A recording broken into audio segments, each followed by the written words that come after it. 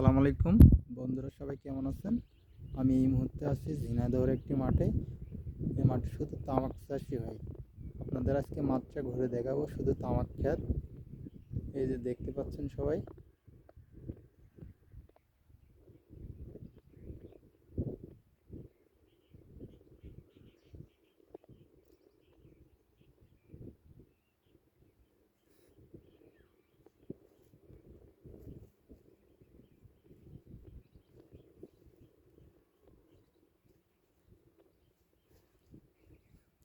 এই তামাক দিয়ে কিন্তু সিগারেট তৈরি হয়।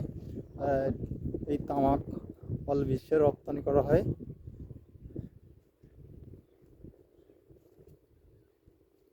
এই যে দেখতে পাচ্ছেন পুরো মাঠেই কিন্তু তামাক।